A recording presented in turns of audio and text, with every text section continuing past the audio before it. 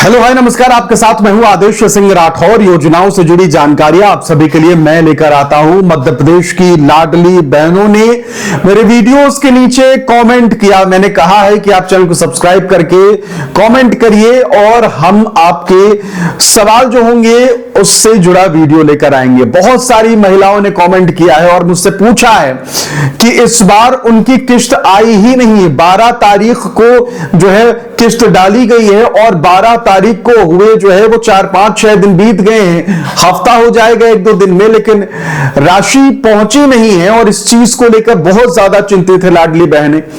तो आखिरकार पेच कहां फंस गया है, क्यों आपकी राशि नहीं आई, सारी चीजें आपको यहां डिटेल में बताने वाले हैं। इसलिए पहली बार आई हैं और अब तक आपने वीडियो देखा तो बहुत है मेरा, लेकिन चैनल सब्सक्राइब नहीं किया है।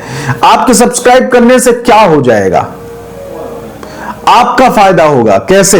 आपको सही और सटीक जानकारी मिलेगी और आप इधर उधर भटकेंगे नहीं, जैसे YouTube पे बहुत सारे फर्जी वीडियोस आते हैं। ठीक है, तो इसमें पैसा नहीं जाएगा, आपका कुछ नहीं होगा, फ्री में सब्सक्राइब करना और आपको सही जानकारी मिलती रहेगी। इस वीडियो को शेयर करिए व्हाट्सएप के जरिए, नीचे शेयर का बटन है, व्हाट्सएप में इसे भेज दीजिए, क्योंकि बहुत काम की बात उनके लिए भी है जिनकी राशि आ गई है और बहुत काम की बात उनके लिए भी है जिनकी राशि नहीं आई है।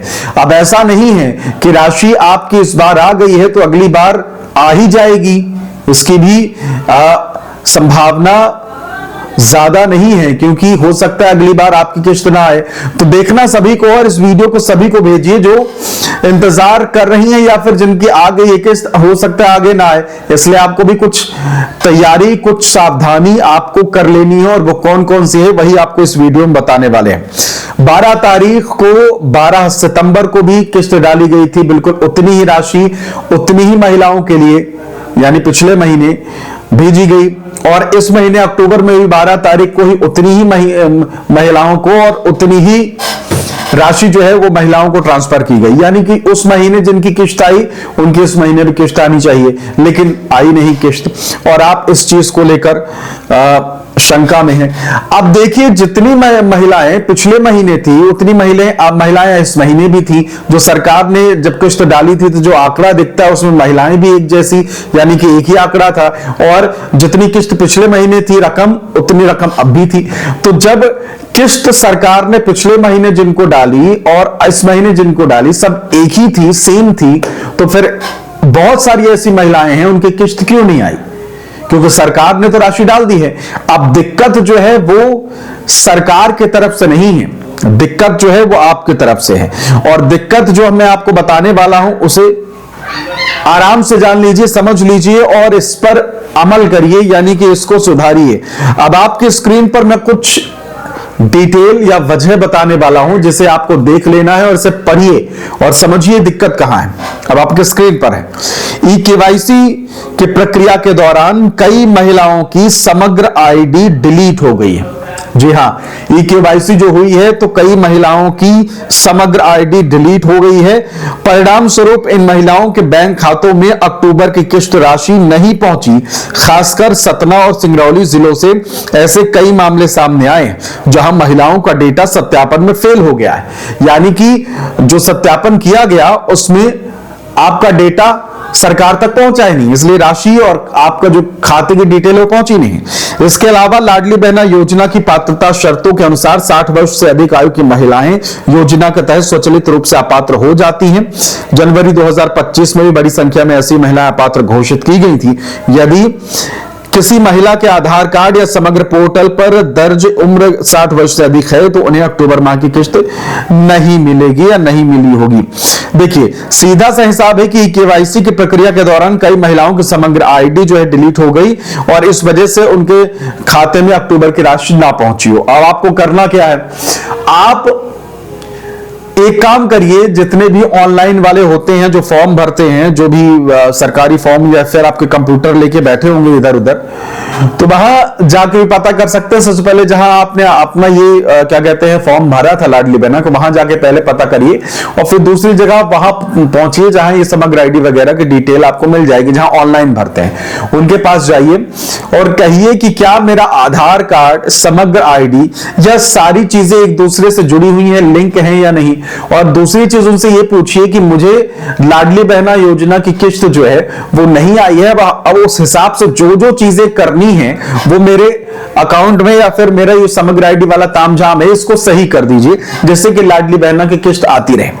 मैं उन तक इसलिए पहुंचने के लिए बात कह रहा हूं क्योंकि अलग अलग मध्य प्रदेश में अलग अलग इलाके तो अलग अलग प्रकार की समस्याएं भी हैं, और उस समस्या की जो शिकायतें हैं वो सबसे ज्यादा उन्हीं लोगों तक पहुंचती हैं और उनको पता होता है कि कैसे उस चीज को सही करना है, कहां से कौन सा कागज लिंक करना है, कहां से क्या जोड़ना है, वो उस इलाके में क्या दिक्कत है वो उसे समझते हैं और वो आपको आसानी से समझा पाएंगे और सारी चीजें कर देंगे। ठीक, तो ये आपको ध्यान में रखना है। और कुछ लाडली बहनों के समग्र आईडी या ई-केवाईसी अपडेट नहीं होने के कारण लिस्ट से नाम हट गया है। ऐसे में सरकार ने स्पष्ट किया है कि जिनके समग्र आईडी या ई-केवाईसी अपडेट नहीं है वो इसे सुधार कर अगली किस्त से योजना का लाभ ले सकती हैं। समझ गए ना? तो सुधरवाइए, सुधार कराइए या करिए, जो भी करना है करिए, दौड़ भाग करिए और इसको सुधार कर लीजिए और फिर अगली किस्त से आपका नाम फिर जुड़ जाएगा। ये उनके लिए भी है जिनकी किस्त नहीं आई है, और जिनकी किस्त आई है वो चेक कर लें, ठीक है, कि नहीं तो फिर जैसे इधर नुकसान हुआ बाकी लोगों का आपका भी नुकसान हो सकता है। इसके अलावा कोई सवाल हो तो कमेंट करके जरूर पूछिए।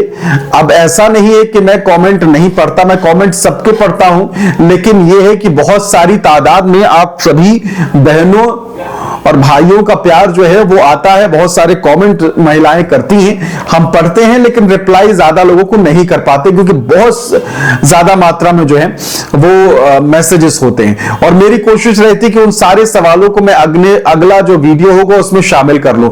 इसलिए मैं कहता हूं कि चैनल को सब्सक्राइब कर लीजिए और आपका जो मन में सवाल आपके जहन में है उसके जवाब उन वीडियो से मिल सकते हैं। तो कोई भी सवाल हो तो कॉमेंट करके जरूर पूछ लीजिए, चैनल को सब्सक्राइब जरूर करिए और इस वीडियो को शेयर करके बाकी महिलाओं तक भी पहुंचाइए, और जो भी दिक्कत हो उसे आपस में सुलझा सकते हैं वीडियो शेयर करके। और दूसरी चीज जो है वो सुन लीजिए, अब जब आप साइबर कैफे या एमपी ऑनलाइन वालों के पास जाएंगे तो आप सुबह मत पहुंच जाइएगा, कोशिश करिएगा कि देरी से पहुंचिए।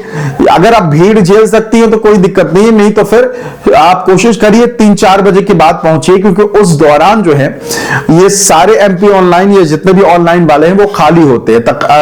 तकरीबन 7-8 बजे, 6 बजे, 5 बजे इतने टाइम तक जो है शाम के टाइम पे वो खाली होते हैं। ठीक है, तो आप उस समय जाएंगे तो वो आराम से आपको बता पाएंगे और आपके काम को भी अच्छे से कर पाएंगे। ठीक है, तो ये चीज भी ध्यान में रखिएगा। देखिए, मैं कोशिश करता हूं एक घर के भाई की तरह, बड़े भाई की तरह, जो भी आप मान लीजिए, कि आपको मैं उस तरीके से समझाऊं, हर चीज आपको बता दूं जिससे आपको समस्या ना हो। तो ये बात भी वैसी ही है कि आपको किस समय पहुंचना है।